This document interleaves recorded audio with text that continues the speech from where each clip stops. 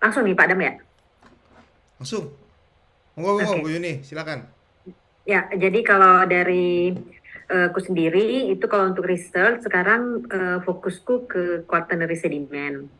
Jadi nggak main di tersier lagi, jadi main di quaternary sedimen khususnya daerah fluvial, fluvial dan aku menggunakan rencananya, bukan rencana sekarang sedang menggunakan luminescence dating itu kayak absolute dating. Biasanya kan kalau kita di Indo kan kita kenalnya kan zircon, terus karbon dating. Nah, yang cukup baru bagi bagi aku juga dan menurutku juga bagi banyak orang geologis Indonesia juga itu luminescence dating. Jadi kalau kayak karbon gitu kita kan mengambil material organik dari uh, endapan sedimen yang kita temukan, terus cari material organiknya, terus kita dating gitu ya.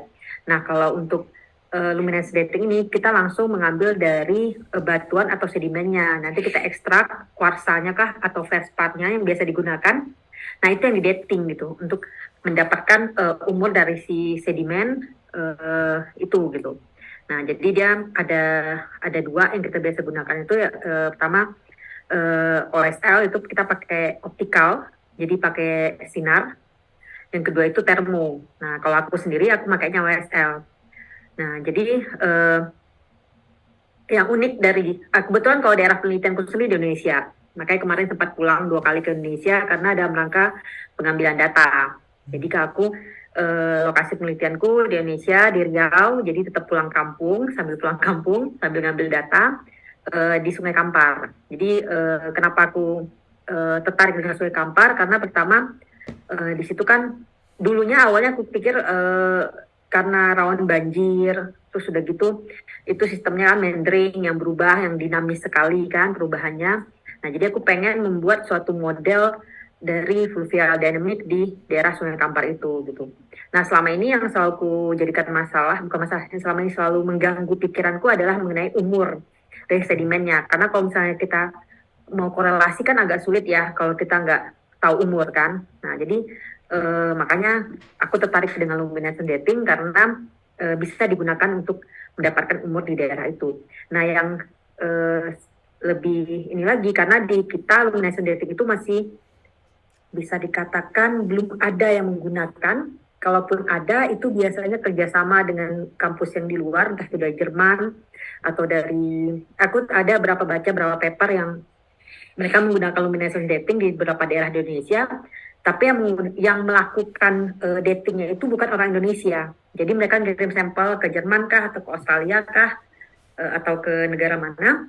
Nanti mereka yang ngedating terus paper publikasi sama-sama. Jadi setahu aku masih belum ada orang Indonesia sendiri yang menguasai luminescence dating. Jadi itu buat oke, kita bisa jadikan ini suatu hal yang spesifik dan juga khas dari pionir lah kita bilang bisa atau kita bisa membangun labor luminescence nantinya gitu di Indo gitu kan dan bisa membuat kerjasama lainnya nanti makanya ini menjadi satu peluang juga bagi aku untuk mengembangkan ini nantinya di Indonesia gitu. Jadi kita pakai luminescence dating. Ya memang metode ini masih baru dan aku nggak tahu seberapa cepat kalau metode lain dan kalau metode ini memang agak sedikit lama karena kita masih harus mencari protokol apa yang mau kita bilangnya protokol sih urutan-urutan yang mau kita lakukan terhadap sampel kita gitu. Nah itu yang sedang aku lakukan sekarang. Nah kalau untuk uniknya di daerah kita, terutama di daerah penelitianku sekarang, kita punya kuarsa yang banyak, tetapi tidak bagus kualitasnya untuk dating dengan menggunakan luminescent dating. Sedangkan kita juga bisa menggunakan Vespa, tapi Vespa juga masih ada kelemahan dan jumlahnya nggak banyak. Jadi itu yang sekarang masih sedang aku dalami lah untuk luminescent datingnya. Terus sih kalau penelitian jadi sekarang terus penelitianku juga nanti insya Allah akan bicara tentang visual modeling. Jadi nanti akan buat model kalau kita dulu menggunakan mungkin software Petrel atau apa untuk modeling subsurface. Nah ini kemungkinan aku buatnya ya subsurface juga sih jatuhnya surface dan subsurface lah jatuhnya. Karena kan ada berapa umur yang tidak recent ya. Jadi kita mulai dari recent nanti kembali ke uh, quarter ya masih dalam periode quarter. gitu. Karena women's dating sendiri dia masih terbatas untuk umur di quaternary gitu. Itu kalau untuk penelitian. Kalau untuk pendanaan berbeda dengan Pak Tigi. Kalau Pak Tigi kan dapatnya dari ada scholarship ya dari LPDP. Nah kalau aku sendiri sebenarnya nggak punya scholarship, tapi research itu ditanggung semua oleh kampus di sini. Jadi kayak aku penelitian pulang ke Indo itu ditanggung sama kampus di sini, semua kegiatan-kegiatan conference itu ditanggung. Hanya saja biaya hidup tidak gitu. Cuman dari kampus di sini pun kita bisa jadi asisten. Nah, tergantung nanti mau asistennya berapa persen yang ditawarkan oleh profesor kita gitu. Biasanya semua PSD itu hampir semua PSD itu akan dapat minimal jatah asisten 15% dari gaji yang tadi Pak Tigi bilang 3 kali lipat dari jumlah scholarship yang biasanya dapat itu. Jadi biasanya kita dapat jatah itu 15% dari itu. Ya lumayan lah untuk nambah-nambah biaya hidup gitu ya.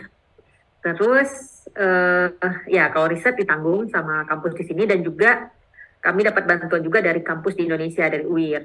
Jadi UIR itu ada dana bantuan untuk riset tiap tahun dikasih. Ya lumayan lah jumlahnya untuk nambah biaya riset gitu. Tapi jangan ngomong biaya hidup ya. Kalau biaya hidup kan ya tahulah Swiss gitu. Jadi untuk biaya riset dan conference itu ditanggung sama kampus, baik kampus UNIL dan juga UIR. Gitu. Terus ya itu sih dari aku. Kalau untuk hidup ya nanti sambil diskusi aja ininya. Gitu, Pak. Baik. Terima kasih Pak Tigi dan Bu Yuni. Nih langsung kita sambut aja nih, ada Om Budi juga nih baru gabung.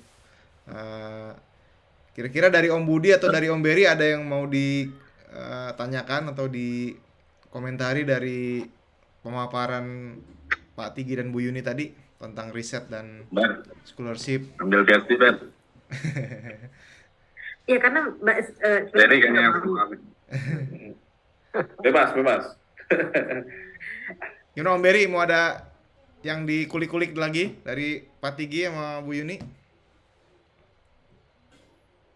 sebenarnya kami mau ada kesempatan mau Betul. sharing juga, mau sharing juga materi sebenarnya. Cuman tadi mikirnya hari ini kita cuma diskusi tentang ini aja, makanya nggak nyiapin materi. Tapi insya Allah kesempatan nanti ada lah. Kalau mau nanti aku jelasin lah. Kalau yang mau tahu tentang combination dating nanti boleh lah. Iya, iya. Kita sharing. Om Berry kayaknya mau ada sesuatu tuh. Gimana Om Berry? Silakan. Enggak. Gue lagi baca Illumination Dating. Oh, lagi baca.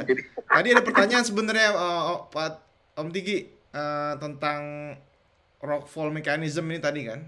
Nah, itu kalau dikaitkan dengan remote sensing tadi, itu gimana ya approach-nya untuk mengetahui atau gimana cara deteksinya rockfall itu dari remote sensing? Nah, ya. Belum kebayang juga nih terus terang. Jadi untuk mengetahui secara temporal, secara waktu gitu kan, Iya. biasanya memang evaluasinya per tahun by year kita lakukan akuisisi. Oke. Jadi kita pakai alat, sebenarnya bisa berbagai macam. Yang paling detail dan secara akurasi itu menggunakan pakai laser lidar. Jadi pakai laser detection and ranging, karena dengan cahaya jarak itu lebih bisa diukur secara akurat. Artinya posisi segala sesuatu, objek atau bentukan bisa didapatkan jarak atau lokasinya secara akurat. Nah, itu biasanya kalau yang betul saya lakukan di sini memang pakai data lidar ini saya lakukan secara temporal. Jadi year by year, terus dilakukan akuisisi gitu, kembali ke tempat yang sama. Kemudian kita lakukan lagi pengukuran akuisisi lidar, jadi kemudian dibandingkan keduanya. Nanti akan terjadi perubahan yang memang secara kasat mata itu bisa jadi tidak terdeteksi oleh mata gitu. Jadi ada beberapa mungkin kejadian yang bisa jadi lolos dari kasat mata orang yang melakukan. Tapi dengan lidar ini secara temporal kita bisa tahu di mana lokasinya setelah dibandingkan dua titik. Jadi tiap titik-titik yang itu nanti menghasilkan namanya, kalau kita sebut titik awan atau point cloud. Jadi titik ini nanti akan dibandingkan apakah terjadi perbedaan bentuk relief dari keduanya. Nah, dari situ baru kita ketahui di mana lokasi-lokasi kemudian terjadi rokok. Ini untuk baru pendeteksiannya. Nah, yang penting itu adalah kan kalau sudah terdeteksi, kira-kira memungkinkan nggak terjadinya di tempat-tempat lain gitu kan. Nah, itu ada beberapa approach yang dilakukan. Jadi biasanya kita lakukan deteksi dengan sama yang bisa kita lakukan struktur geologi, ngukur-ngukur pakai kompas. Nah, hanya di sini kita lakukannya dengan eh, berdasarkan point cloud tersebut dari titik tersebut yang kita dapat, kemudian kita refleksikan, kemudian kita georeferensikan, jadi disamakan lokasinya dengan yang ada di bumi, jadi kita punya arah lokasi yang sesuai dengan titik yang ada di bumi. Jadi semua orientasinya akan lebih tepat gitu. Nanti tinggal diolah, kita akan dapatkan data itu, data arah pertukahan, data arah orientasi dan sebagainya. Itu bisa kita koleksikan, jadi bisa kita ketahui secara geomekanik. Ini nanti kemungkinan potensi untuk slidingnya paling besar apa. Nah, dari situ kita deteksi semuanya. Nanti baru kita dari situ, setelah kita deteksi kemungkinan potensi berdasarkan kinematik struktur dari yang sudah kita lihat, kita dapatkan titik-titiknya, kemudian kita lakukan modeling. Jadi kayak ada modeling batu jatuh, ya rockfall modeling. Kita lihat potensinya. Kebetulan karena daerah saya memang aksesnya adalah jalan, jadi mostly pekerjaannya adalah bagaimana bahaya rockfall ini terhadap jalan. Karena ada beberapa titik-titik ternyata di Indonesia pun banyak ternyata yang lokasinya tebing batuan, di sampingnya jalan. Nah, itu dia yang jadi mulai dari source sampai ke modeling rockfall-nya itu yang kita lihat sampai ke situ. Tapi kalau approach-nya memang bisa macam-macam, tidak hanya lidar, ada banyak mekanisme lain kayak pakai drone. Karena sekarang drone-nya sudah lebih canggih, artinya titik GPS-nya sudah ada, kemudian tinggal tinggal dikontrol sama ground point-nya, nanti bisa dapat ke lokasi yang akurat. Nah, itu bisa dibandingkan juga secara temporal.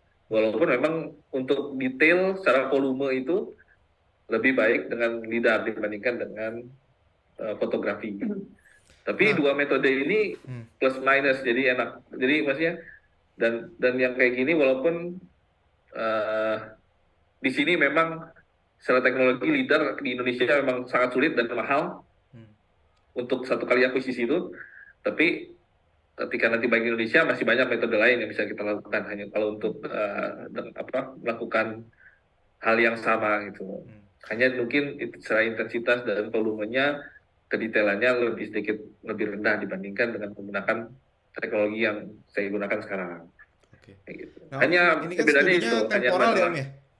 Hah? Studinya temporal berarti kan time by time Ya, gitu ya? ya, memang seharusnya lebih ke temporal. Jadi kalau kebencanaan ini memang role paling penting itu adalah bicara dengan inventory dan waktu. Jadi saya lihat memang di Indonesia ini banyak kejadian, tapi tidak terekam dengan baik. Atau mungkin hanya di beberapa tempat aja yang skala pendataannya cukup bagus.